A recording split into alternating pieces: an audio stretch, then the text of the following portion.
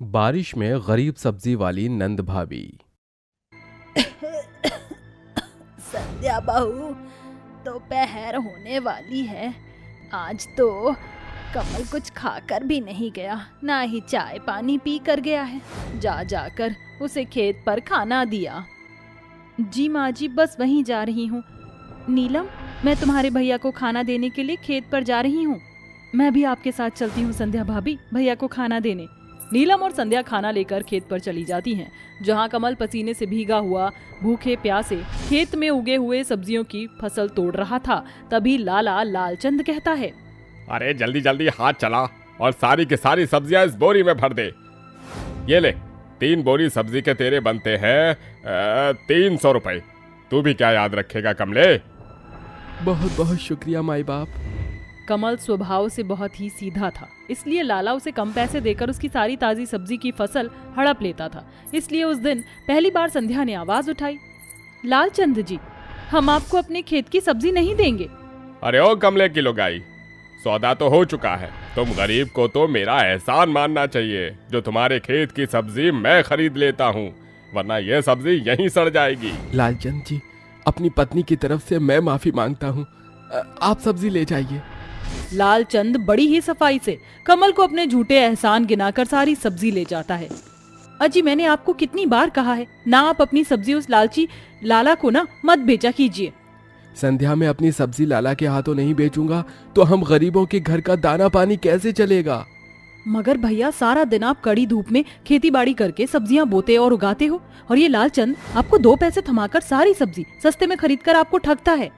आपको पता भी है बाजार और मंडी में सब्जी कितनी महंगी है।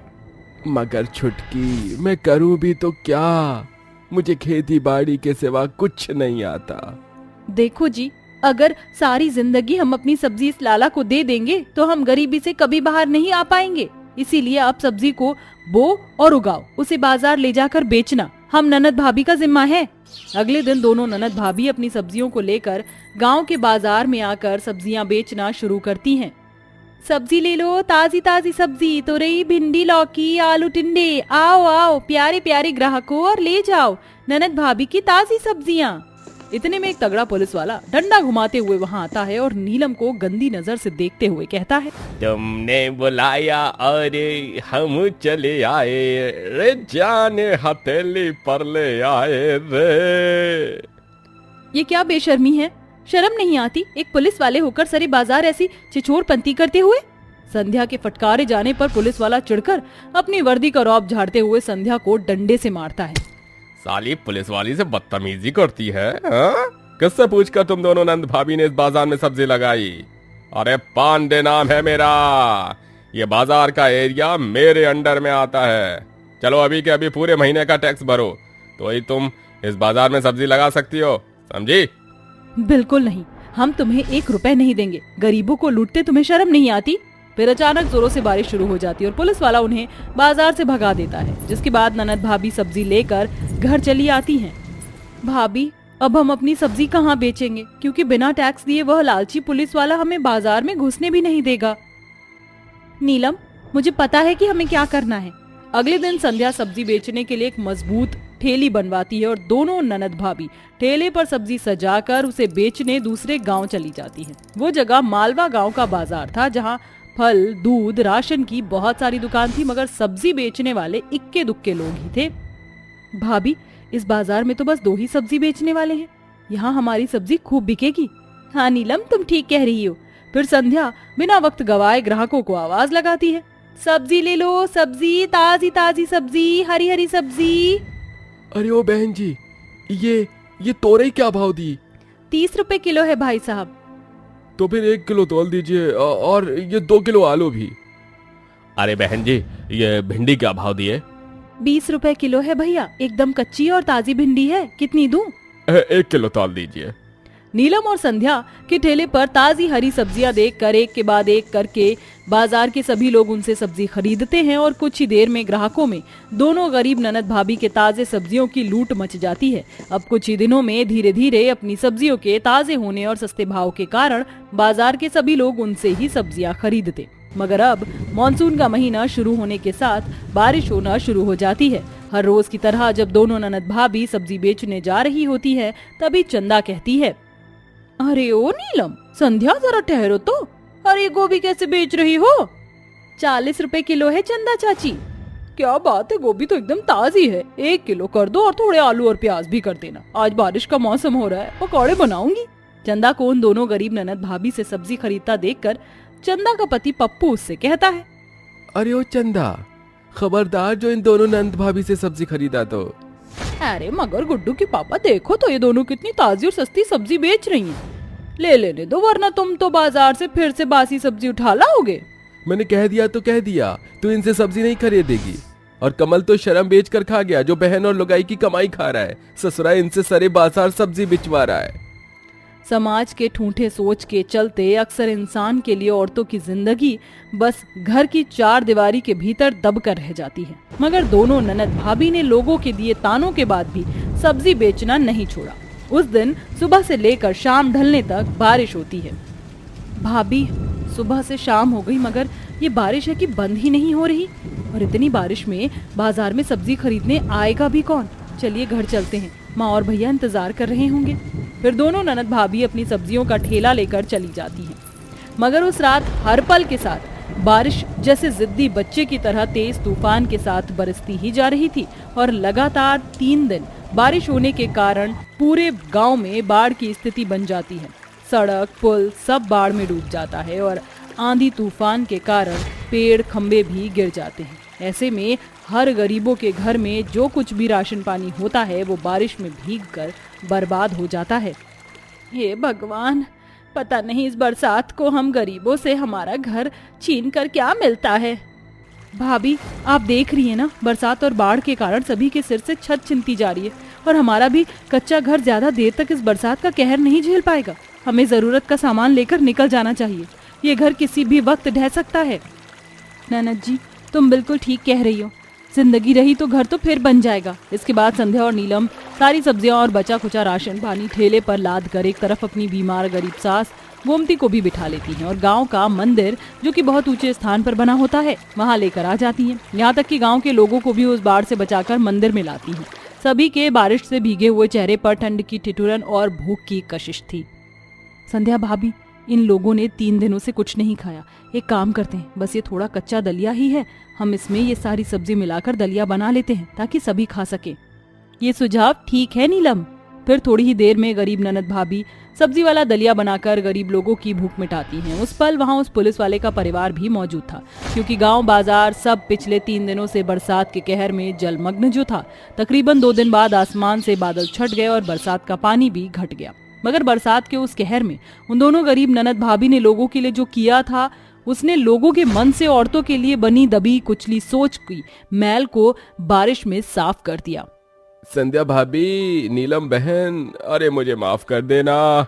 मैंने तुम दोनों को क्या कुछ नहीं कहा, मगर आज तुमने इस बरसात के कहर में हम गरीबों को जिंदा रखा है। तुम्हारा एहसान है हम पर। अरे सचमुच आप दोनों ने वो कर दिखाया है जो हम जैसे अच्छे अच्छे वर्दी वालों के बस की भी बात नहीं होती। अब आप गांव के बाजार में ही सब्जी बेच सकती हैं, वो भी बिना टैक्स दिए। उस दिन के बाद से पांडे गरीब ठेले वाले लाचार लोगों को लूटना छोड़कर ईमानदारी से अपनी ड्यूटी करता है। वहीं दोनों ननद भाभी बाजार में सस्ती सब्जी बेचकर अपनी पहचान बनाती हैं और साथ ही बाकी औरतों को भी बहुत कुछ कर जाने के हौसले और सोच से भरती हैं। चूड़ी ले लो, चूड़ी, रंग बिरंगी चूड़ी। बहन जी, चूड़ी ले लीजिए। ये चूड़ी तो आपकी साड़ी के रंग से खूब मिल रही है और आप पे काफी अच्छी भी लगेगी। ये तो बिल्कुल सही कह रही हो तुम, ये चूड़ी मेरी साड़ी के रंग से मिल रही है और दिखने में भी ये चूड़ियां सुंदर है। कितने रुपए दर्जन है ये चूड़ी? 30 रुपए दर्जन। इतनी सस्ती? एक काम करो, मुझे 2 दर्जन चूड़ी दे दो। कावेरी का ससुराल बहुत ही गरीब होता है, जिस वजह से घर में पैसों की ज्यादातर तंगी रहती है। इसलिए कावेरी चूड़ियां बेचा करती थी। कावेरी घर पर ही चूड़ी बनाती और उन्हें अलग अलग जगह पर ले जाकर बेचती। कावेरी की दिन भर में ठीक ठाक कमाई हो जाती थी, जिस वजह से उसका घर चल जाता था।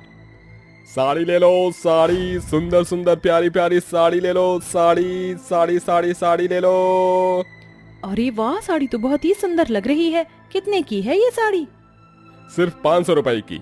माँ, मुझे ये साड़ी दिला दो ना, देखो ये साड़ी कितनी सुंदर लग रही है, ये रंग तो मुझ पर बहुत ही अच्छा लगेगा। अंजू तू तो जानती है ना घर में पैसों की कितनी तंगी रहती है। पैसों की तंगी की वजह से तेरी भाभी को भी दिन रात चूड़ी बनाकर बेचना पड़ता है। तेरे भाई की कमाई भी घर के खर्चों के लिए पूरी नहीं पड़ती। तुझे ऐसे में साड़ी कैसे दिलाऊं? भैया आप यहाँ से जाओ, हमें साड़ी नहीं चाहिए। मेघा की बात सुनकर अंजू उदास होकर घर के अंदर वापस चली जाती है। ये सब दूर खड़ी कावेरी देख रही होती है। ये सब देखकर कावेरी को बहुत बुरा लगता है, लेकिन वो जानती थी कि वो भी कुछ नहीं कर सकती है। ऐसे ही दिन बीतते रहते हैं और बारिश का मौसम शुरू हो जाता है। हे भगवान, बारिश का मौसम शुरू हो गया, अब मैं चूड़ियाँ कैसे बेचा करूंगी? एक काम करती हूँ, चूड़ी बेचने के लिए अभी ही निकल जाती हूँ, वरना अगर बारिश शुरू हो गई तो चूड़ी बेचने तो दूर घर से बाहर भी नहीं निकल पाऊंगी। कावेरी जल्दी से अपने ठेले पर चूड़ियां रखती है और उन्हें बेचने के लिए निकल जाती है। जैसे ही कावेरी घर से थोड़ा दूर जाती है वैसे ही बरसात आना शुरू हो जाती है। बरसात आने की वजह से गलियों में पानी भर जाता है, जिस वजह से कावेरी का ठेला पानी में एक गड्ढे में फंस जाता है। अब ये क्या मुसीबत है, इस ठेले को भी इस गड्ढे में अभी ही फंसना था। अब मैं अकेली से कैसे निकालूं? यहाँ तो मुझे कोई आसपास दिखाई भी नहीं दे रहा है जो मेरी मदद करे।